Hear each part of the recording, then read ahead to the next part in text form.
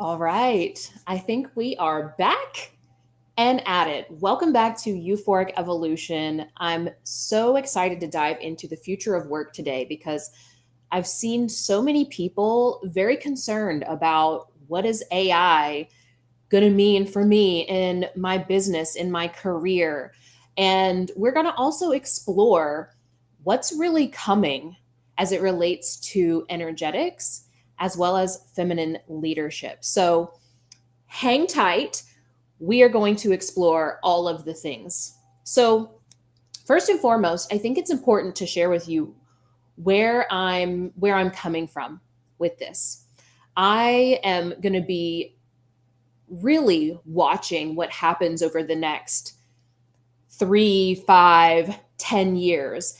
And also, this matters to me a lot because so much happens in our society around money, right? It's like when money is involved, we all of a sudden care a lot more about it. And there's nothing wrong with that. But it means that we have to pay attention to where is the money going, what is shifting, what's changing, so on and so forth. So, from a spiritual perspective, or rather from an energetic perspective, I'm constantly looking at how are people showing up? What is the frequency that people are operating in? And based off of human behavior, as well as utilizing my own spiritual gifting, the gift of sight, the gift of prophecy, so on and so forth, where are we going because of who we've chosen to be? Now, I do this with individual clients, but I also utilize this in seeing how we as a society or we as certain groups within that society actually move forward. Okay. So, in this specific instance, I think it's important that we understand why people are absolutely terrified about AI. For many, many years, we were told and bought into this idea that, oh, if we just go to college, get a degree, right? Then we can get a white collar job and we won't have to do manual labor. So that's even more elevated than having to do physical work, blue collar work. And it's recession proof, or we'll be set for life. We can just work in one place and then retire there, right? But more and more we're seeing that that's not the case at all. And here's the truth, it never was. It was completely an illusion. Completely an illusion. So, what we've got to understand is what is the opportunity that's presenting before us in spite of all of these obstacles? Well, most of the fear that I see showing up around AI and the impact of, oh my gosh, is this gonna take my job as a copywriter, or is everyone gonna be utilizing AI for coaching and so on and so forth? So much of that fear is, number one, a resistance to change. And also, there's a real fear that work may not be for survival anymore, right? Because essentially, what we're looking at is a reality. A lot of what we need in order to survive as humans is going to be run by technology or something outside of ourselves, right? So we're looking at and being faced with, oh my gosh, what happens if we're not working to live anymore? And some people's entire identity, in fact, most people's entire identity is based around this I have to work to survive mentality. So, AI, from my perspective, is going to be bringing in essentially a split, because it is going to be another up level, another differentiation from the animal kingdom, right? And we will no longer have to work for our survival. So there will be two groups. There will be this further splitting, unfortunately. Doesn't have to be this way, but it's going to be a split in consciousness, essentially. And one group will utilize this because of the level of consciousness that they're operating at for self-destruction. There will be that because there'll be free time, resources, etc. And we end up perpetuating more of who we are in the world. And then this other group is going to be faced with really the need to be connected to spirit. Now that sounds very, very spiritual, but really what it is being open and connected to creativity, to work from a place of passion, to create from passion and love and expression, not just for the end result, which is to survive or have a perfect piece of art or have a perfect sales page or whatever that is, okay? So what we're really talking about is an opportunity for us to do less of the monotonous work that just keeps us focused on the external and doesn't keep us tapped into and aligned with who we are here to be, who we're here to express as, so on and so forth. Now, the other interesting piece is that, especially in entrepreneurship is like this really interesting domain where we get to see consciousness play out. We can actually see it in every place, but for some reason, entrepreneurship really just fascinates me. We're going to see the importance of energetics even more. What is happening is that, number one, AI technology can only basically regurgitate what's already out there, right? So it doesn't have the ability, because it's not connected with spirit directly.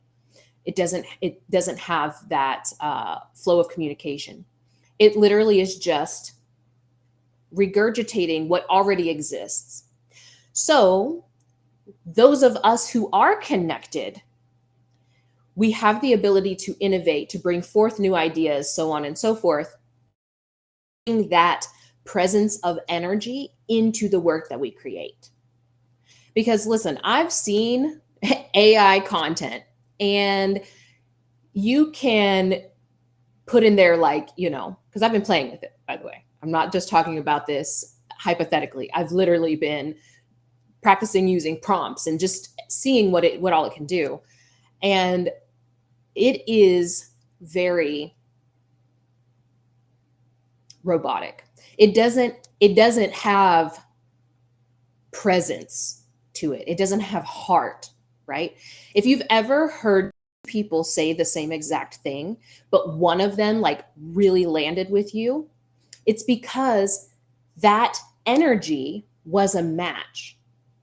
But when we're talking about ChatGPT, we're just talking about surface level.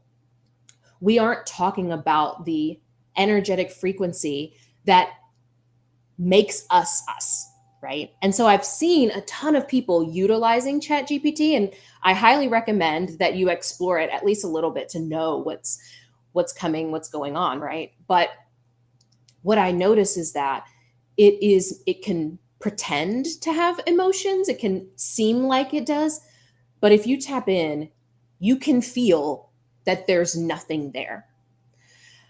This also gets me really excited for where content is going, because we have gotten so surface level with content. Content wise, like if you scroll TikTok or you scroll Reels on Instagram, there's not much depth. that you can get in 30 seconds, 60 seconds, even 3 minutes, right?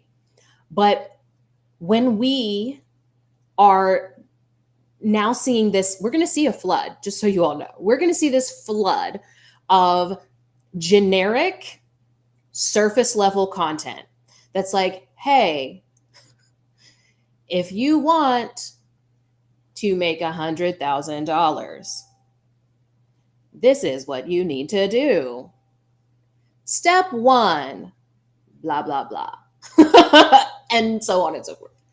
The other piece that I think is really important to understand about why energetics is going to become more important is because information and education is not enough to facilitate transformation. So just because everybody has access to ChatGPT, where you can literally ask it, hey, ChatGPT, I'm this tall and weigh this much, and I want to lose this amount of weight. And it will tell you, okay, well, you need to do this, this, and this. It'll lay out the entire blueprint for you. And guess what?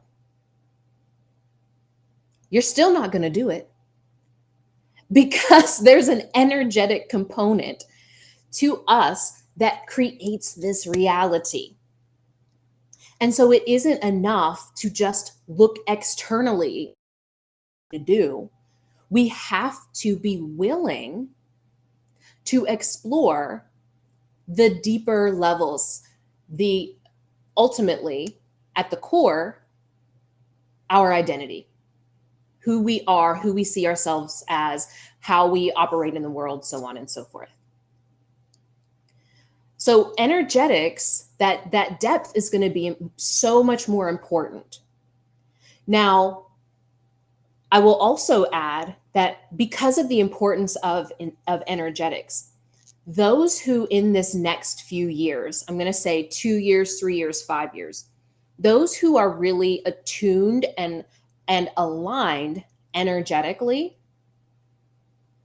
financially, are going to be able to make a ton of money. Because everyone is going to be scrambling surface level. Maybe there'll be a few who are kind of like early adopters and are able to make some money, but the ones who are really going to succeed in this next period of time are going to be those who are bringing depth, those who really feel aligned with what they're creating, what they're doing, so on and so forth. I was looking, just as an example, I was looking at some posts really from artists about their concerns about AI art. And listen, I've seen some pretty amazing AI art. The result of it looks great, but it doesn't have any feeling to it. When someone buys art, art is not just a mechanical, like useful, quote unquote, useful thing, right? We buy art because it makes us feel something. We buy art because we can see ourselves reflected in it. We buy art because it reminds us of an emotion that we experienced. But AI can't create that. It just creates stuff that looks good. I had a conversation with my son. The two of us, I took him to this like paint and sip thing, and he was so upset that his painting didn't look like the perfect painting that the guy who runs the shop had made. But he's been doing it for like 40 years. But he just was not understanding that. For me, his art represented something so much better because it was an expression of him, right? And then how I relate to him through that piece of art.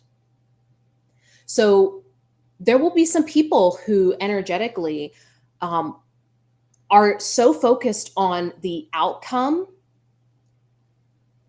meaning the beautiful piece of art or, the $1 million business or whatever that is externally, and aren't giving themselves permission to express themselves through what they are creating. I mean, heck, haven't we seen this? How many people do we know who just went into a field because of what they thought they were going to get from it, not because they were deeply connected and passionate about what they were doing. Like, I think we've all gone and seen that doctor. We've all,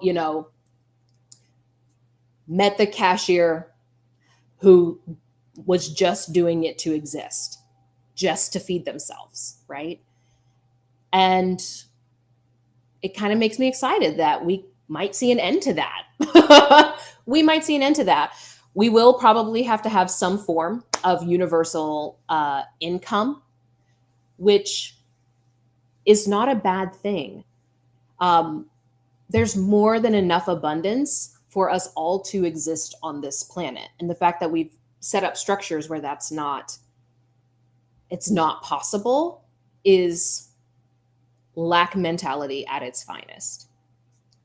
Now, the last thing I wanted to dive in today about is feminine leadership. And I put feminine leadership, but really what I'm talking about is yin leadership. And I have to be sure to make a distinction because there are a lot of men who listen to me, follow me, etc., and think that when I'm talking about feminine leadership, I'm not talking about them.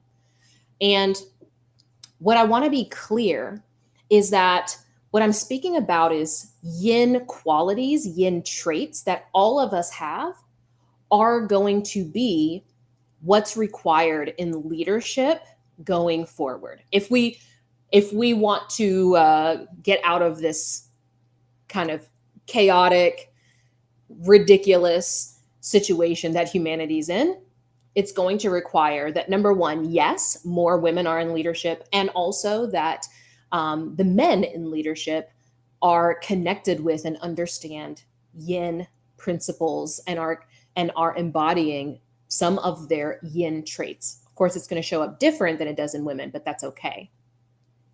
So I think we're already seeing, right? We're already seeing that companies, I just read this morning, like Bed Bath and Beyond is shutting everything down. 360 stores shut down, right? We're seeing a lot of corporate entities that are based solely on how do we make as much profit as possible, shutting their doors, right? Part of that is because we are, whether we're aware of it or not, seeking yin leadership. So yin leadership shows up quite differently. First and foremost, it has a we mentality versus an individual mentality, or even just tribal. So the yin, whenever it's making a decision, it does not only think of itself, right? It's not only thinking of, well, what's good for our business and our shareholders, right? It's thinking about what is in the best interest of us and also mindful of other people, mindful of everyone else, right? It considers the whole picture, not just this moment, our group, what we want, so on and so forth. Okay. It also is more emotional. It leads from a place of more emotion versus just hard data. Now, we can get a little bit, I do see, especially in certain spaces, we can get a little bit, women can get too far, sometimes too swampy in the feminine and completely abandon any strategic thinking or any action or any data, so on and so forth. What I'm talking about here is creating a harmony where we understand data and simultaneously we utilize intuition, we utilize emotion, we utilize some of these tools where we lead teams from emotional intelligence, right? Not just, well, it's business. Like, yes, sometimes it's business. And also, We want to be mindful from a place of um, compassion, so on and so forth. The other thing that I'm really seeing too is, even if we're not aware of it, some of the ways of working, our productivity principles, our definitions of what it means to be professional, how work is structured, right, is really due for an overhaul and a reinvention, because it was not considerate of everyone when some of these things were made. Like I was watching something on YouTube, and it was about these guys suits, really nice suits, and I don't have problems with suits. But I was like, who was it who decided that in order to be professional, you should wear a pretty uncomfortable outfit all day and all look the same, right? I personally don't think that has much to do with professionalism at all. Because when I think of what is professional, what's professional to me is someone who is a master in their skill set, right? And a suit does not always mean that. We've just made it mean that.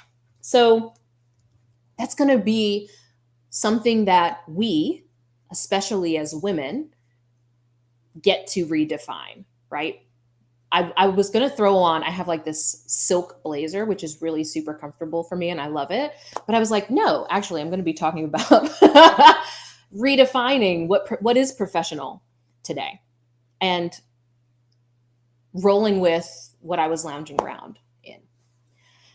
Now, what's going to be required though for us to have feminine leadership, for us to have more female leaders, period? The biggest shift that has to happen is going to be on the level of identity, because we have access to so much education, so much information, so many resources, other people through social media. And yet,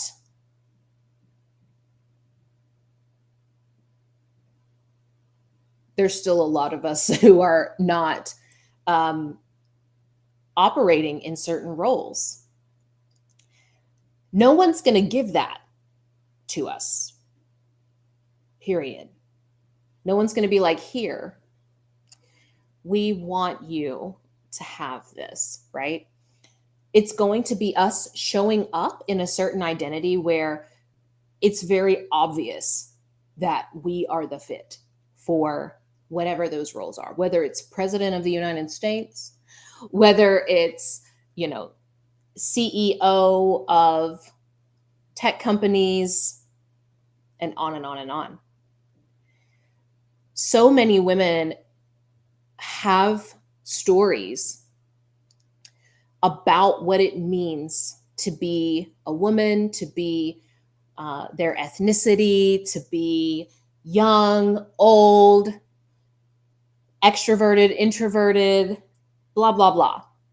There are so many stories that we have, and it's going to require each of us to examine the stories that we've been holding on to and really looking at, is this story that I'm telling myself, is this state of being that I'm operating in really aligned with the future that I want to create for myself, that I want my descendants to experience, that I want the people I care about to experience? It's going to require that we do that work. The beautiful thing, though, is when we do allow ourselves to examine who we are, we get to choose. And doing a lot of exploration myself around how much of my personality was created from what's called the fawn response. So we have different coping mechanisms or modes of survival, essentially. Fight, flight, freeze, or fawn. And fawn isn't always talked about or easily recognized. But I grew up keenly aware, maybe not all the time aware, but I was in an area where racism was prevalent. I had many experiences with racism, and I unconsciously decided that being unapproachable or being introverted, being, in thought was not okay. Like it was not that it wasn't okay, it was not safe. Because as a child, and really at the core of who I am quite to myself. I'm very observant, and I can feel into when I can support, when someone has like a legit need and I show up and I bring it. But I am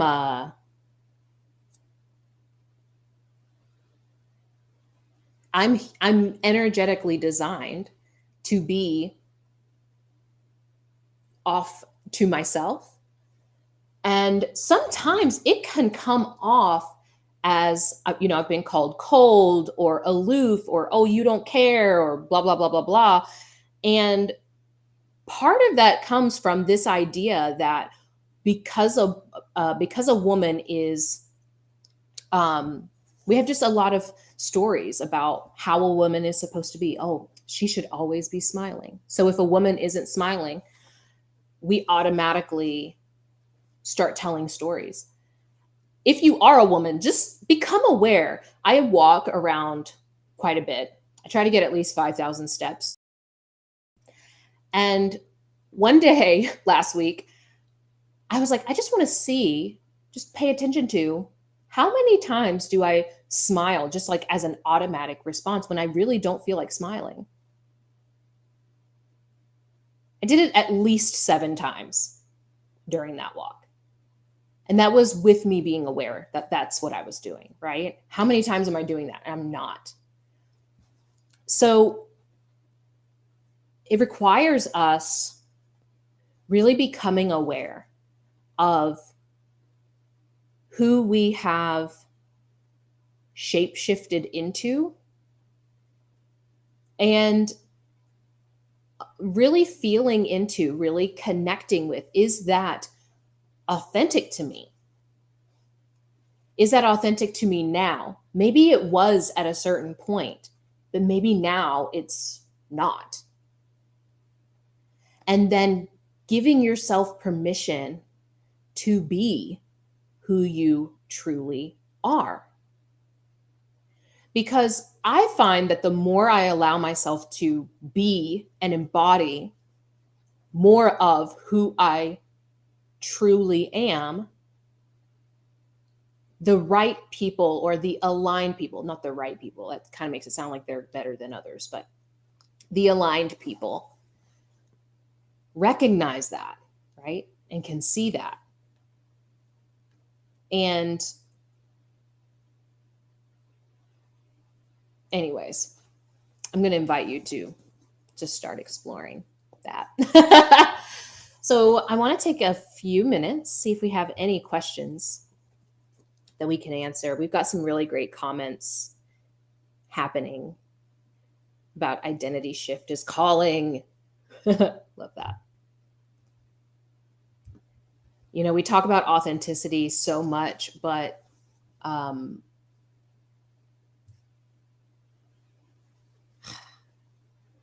it's been kind of oversaturated that we just kind of overlook its value, but it is incredibly valuable.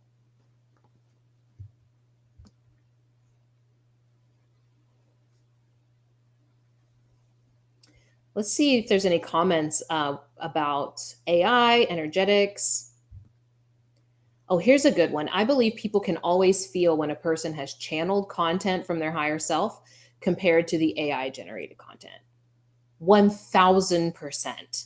Even if you prompt AI to quote unquote feel or to relate on a human level, you can still feel that it's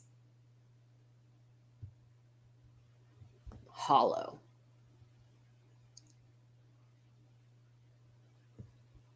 So good. All right. No questions this time. Well, I hope that you have an incredible, amazing week. For those of you who are really interested in stepping into your calling, evolving your identity, we are in the process right now of launching your quantum business. This is all about energetics using human design, gene keys, as well as lunar planning. This is really about connecting to yourself and your unique energetic mechanics and allowing yourself to build your life off of that. So good. I will see you all next week.